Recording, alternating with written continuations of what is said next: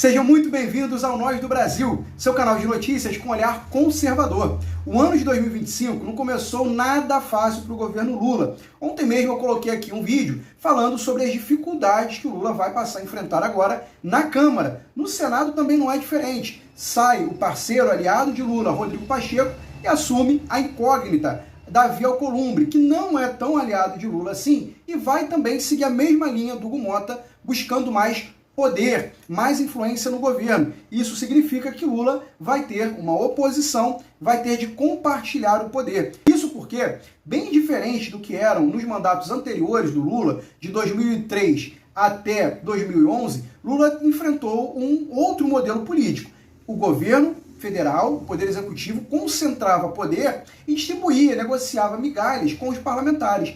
Agora, o Lula ele precisa lidar com parlamentares que já têm como prerrogativa, por exemplo, as emendas impositivas. Então eles não precisam mais negociar isso com o governo. Dinheiro e cargo, os deputados e senadores já têm. O que eles precisam agora pedir ao governo é espaços de poder, é comando sobre o governo. E isso, de fato, o Lula nunca cedeu. Ele sempre mandou no PT, sempre mandou no governo, e agora a realidade se impõe bem diferente daquela que ele está acostumado. E o Lula não está conseguindo lidar com isso. E isso é o que os próprios aliados afirmam. A UOL e o Poder 360 colocaram essas manchetes aqui que a gente vai comentar agora. Tanto a UOL quanto o Poder 360, eles estão analisando as afirmações de aliados de Lula e os fatos que demonstram o isolamento do Lula. O Lula antes, ele fazia grandes eventos, churrascos, reuniões com diversos líderes partidários, diversos líderes políticos. Mas nesse terceiro mandato, especialmente nessa primeira metade que se passou, Lula se reuniu basicamente com lideranças do próprio PT. Além de reuniões com o presidente da Câmara, o Arthur Lira, e também com o presidente do Senado. Basicamente foi gente da cúpula do próprio governo que teve acesso ao Luiz Inácio. Isso porque o Lula ele evita se apresentar e se expor a mais parlamentares, como era antes, porque antes ele convidava e o convite do presidente era uma honra e o deputado ia para ver o que o presidente poderá me convocar ou me oferecer. Agora, se Lula recebe esses deputados, ele vai ter que olhar no olho, falar de igual para igual, de homem para homem. E nesse caso, Lula se vê acuado. E a grande chance mesmo é dele ouvir o que ele não quer. E como um cara que não é muito afeto aí à democracia, é um cara que gosta mais de tiranias, como Venezuela, ditadura do Ortega e por aí vai, ele vai evitar esse tipo de contato. Bom, o fato é que o governo acaba ficando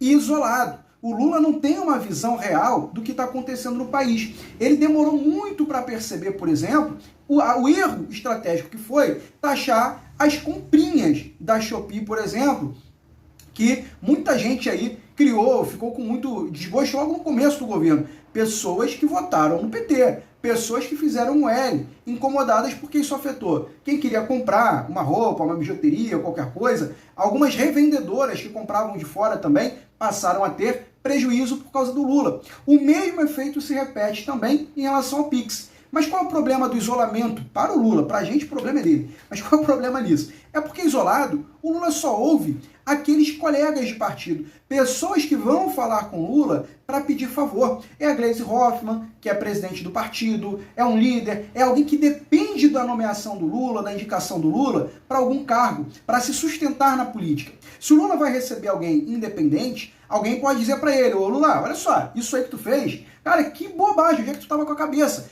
Tá sozinho nessa, compadre, eu não vou te apoiar não. Então, para evitar ouvir o que não quer, o Lula se isola e se cerca de gente que aplaude, que só elogia. Bom, isso vai conduzindo o governo para um caminho cada vez pior, e a gente está vendo isso, mas pior ainda fica a situação do próprio Lula. Porque ele tá crente que tá bem pra caramba, tá crente que tá legal, mas nas ruas a população não considera, mesmo quem apoiava o Lula, não considera essa gestão nem regular. Olha, a Fátima Bezerra, petista histórica, é golpe, é golpe, é golpe. Ela, que é um grande nome no Nordeste, já afirmou que o Luiz Inácio não tem apoio garantido do Nordeste em 2026. A crise não é mais a oposição que está falando. Agora, os aliados do Lula, que esconderam a realidade dele até agora, estão percebendo que a água já não está mais na cintura, já está batendo no pescoço. E agora o Sidônio, ele vem assumindo aí a SECOM para tentar reverter esse cenário, para tentar recuperar de alguma forma a imagem, a reputação, enfim, a credibilidade do Luiz Inácio.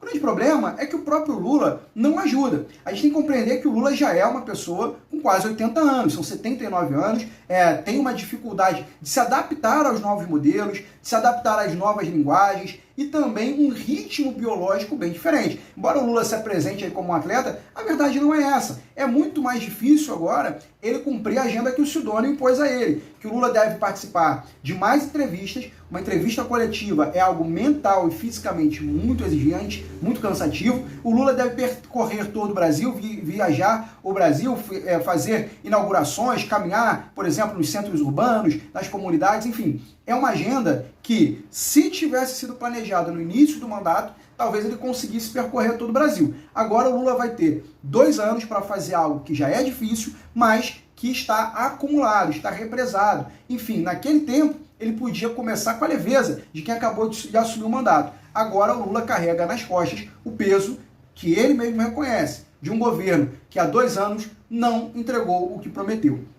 Eu estou fazendo essas análises aqui no canal Nós do Brasil para demonstrar, para ilustrar para toda a direita o momento oportuno que nós temos. No próximo dia 16 de março, há uma grande manifestação, fora Lula, uma manifestação pró-impeachment do Luiz Inácio. Esse governo que está cambaleante faz muito mal ao Brasil e nós não podemos nos dar ao luxo de cruzar os braços e dizer vamos esperar Lula sangrar. Lula vai mal para o PT e vai mal para o governo, mas é pior ainda para o Brasil. Como diz o Nicolas Ferreira, se ninguém parar o Lula para o Brasil e nós não podemos aceitar isso. Por isso, dia 16 de março, precisamos tomar uma posição fora Lula, nos manter firmes aqui também na rede social, convencendo a opinião pública sobre o que está acontecendo e, mais importante ainda, a direita precisa se organizar. Em 2026, 2 cadeiras para o Senado.